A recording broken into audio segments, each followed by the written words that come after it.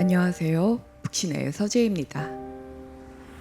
우리네 삶도 악보가 있어서 모르면 들여다보기도 하고 리허설도 할 수 있다면 얼마나 좋을까요?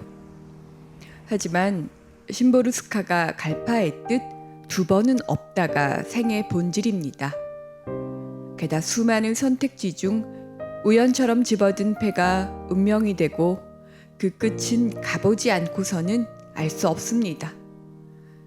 삶은 불공정에 불합리하기 마련이고 그 속을 살아내는 인간은 모순 덩어리입니다. 깃털처럼 가벼운 인간의 마음은 오늘과 내일이 다르고 속내와 다르게 행동하기 일쑤입니다.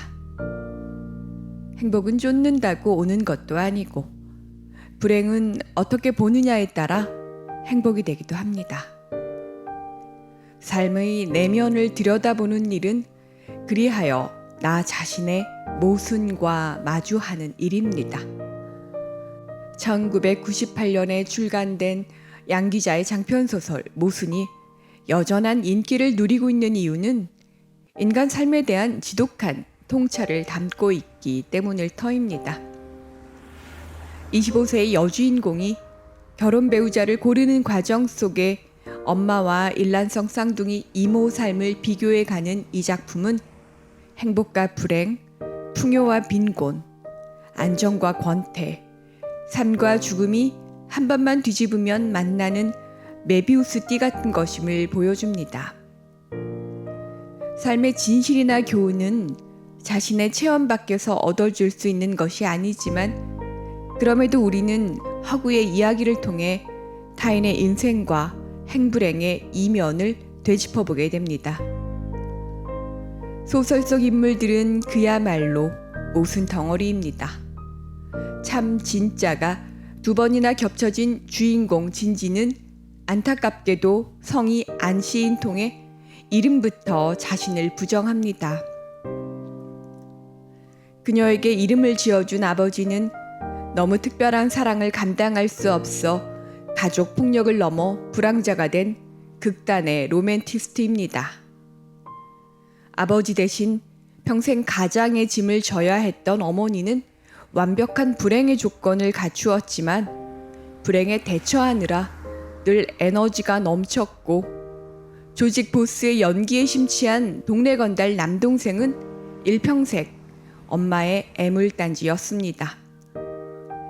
고교 시절 고작 2번의 가출밖에 하지 않은 자칭 범생이 나 진지는 누구의 삶에도 참견하지 않습니다. 자신의 삶이 오로지 자신의 것이듯 아버지 삶은 아버지의 것이고 어머니 삶은 어머니의 것이라 여기는 진진에게 가족이라도 왜 그렇게 사느냐의 물음은 예의를 벗어난 것이기 때문입니다. 엄마에게는 얼굴과 성격을 비롯해 성적이나 심지어 결혼기념일까지 모든 것이 똑같은 일란성 쌍둥이가 있습니다. 엄마와 이모는 결혼과 동시에 비로소 둘로 나누어져 행복과 불행의 패를 하나씩 나누어 가졌는데 진진의 엄마가 불행 쪽이라면 이모는 알짜배기 행복만을 넘겨받았습니다. 지루하기는 해도 정시에 도착하고 출발하는 기차와 같은 건축가 남편에 미국 명문대를 졸업한 후 승승장구하는 남매를 둔 이모 삶에는 결핍이 없습니다. 하지만 이벤트와 파격을 꿈꾸는 이모에게 합의된 규칙과 원칙에 둘러싸인 가족은 영혼을 가두는 성벽입니다.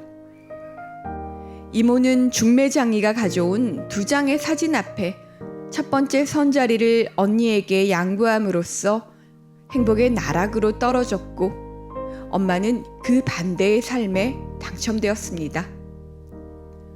남편 복에 자식 복까지 넘치는 사모님 인생의 이모가 무덤 속 평온이라면 식구들 뒤치다꺼리로 정신없는 엄마는 불행이 에너지원이 되는 활기 넘치는 삶을 삽니다. 살인미수 타이틀까지 달게 된 아들 9명의 신명 내는 엄마를 보고 이모는 그렇게 사는 것처럼 사는 삶을 부러워하다 끝내 생을 종결짓습니다. 인간은 삶의 무게를 견디는 역량도 다르고 자기 해석만큼 인생을 삽니다.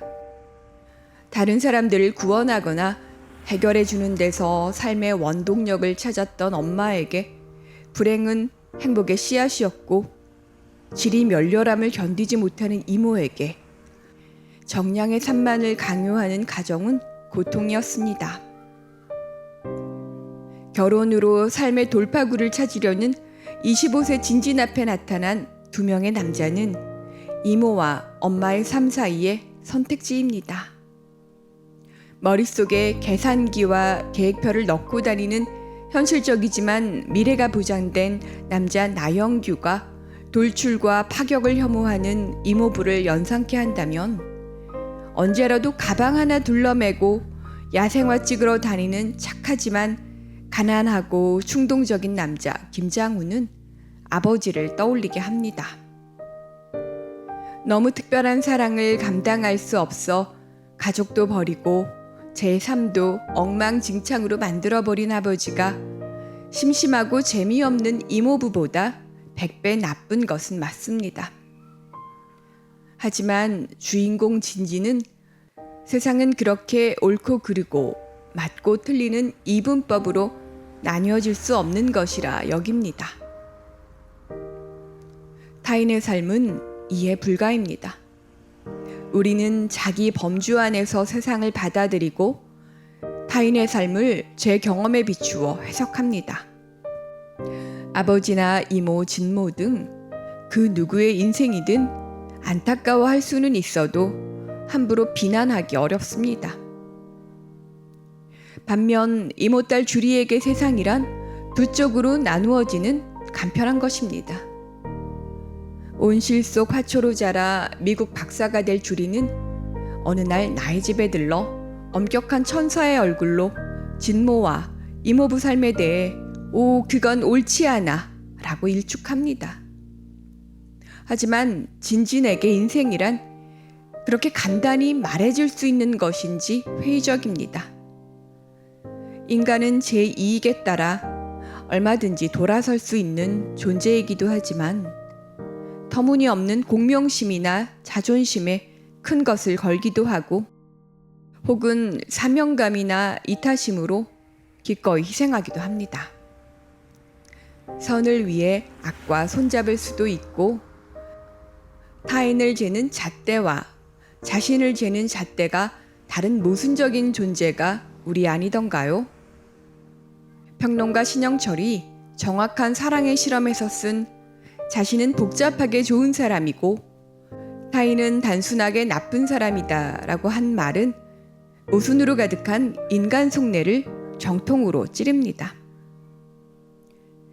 인생의 부피를 늘려주는 것은 행복만이 아닌 그토록 피하고자 애쓰는 불행이기도 하고, 빈번하게 다가오는 소소한 불행과 거대한 불행 중 무엇이 더 견뎌내기 힘든가도 각자의 몫입니다.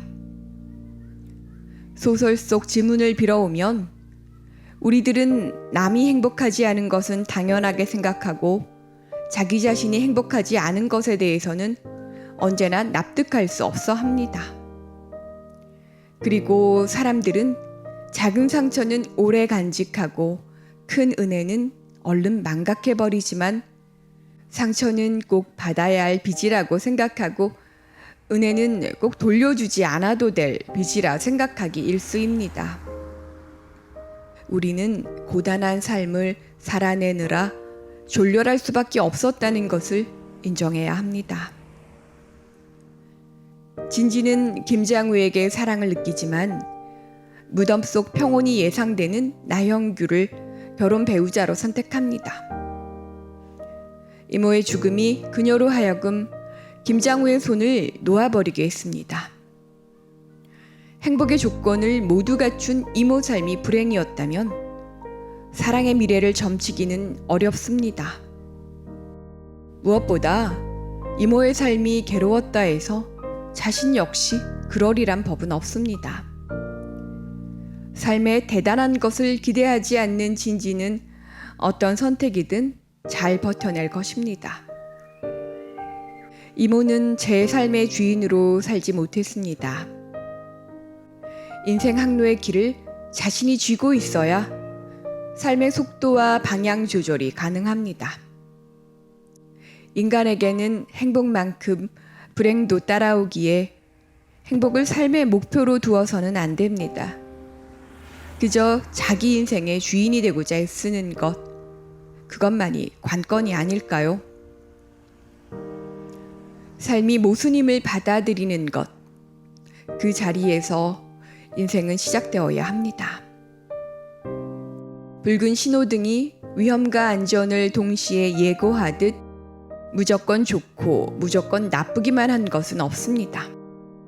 인간 관계에서도 솔직함이라는 미덕은 흉기로 돌아오기도 하고 너무 풍족한 돈은 독이 되기도 하며 만족과 안정은 권태와 허물을 불러옵니다. 위대한 사상가라 해도 흠결은 있기 마련이고 촐로들에게 순박과 탐욕이 있듯 자본가들 역시 이기심과 이타심이 항존합니다. 보는 삶이 아닌 살아보는 삶은 단순하지 않기에 중간에서 양쪽을 살피는 것만이 상처와 실수를 줄입니다. 소설 속 마지막 문장인 인생은 탐구하면서 살아가는 것이 아니라 살아가면서 탐구하는 것이다는 모순으로 가득 찬 인생에 대한 양기자식의 해법일 터입니다. 감사합니다.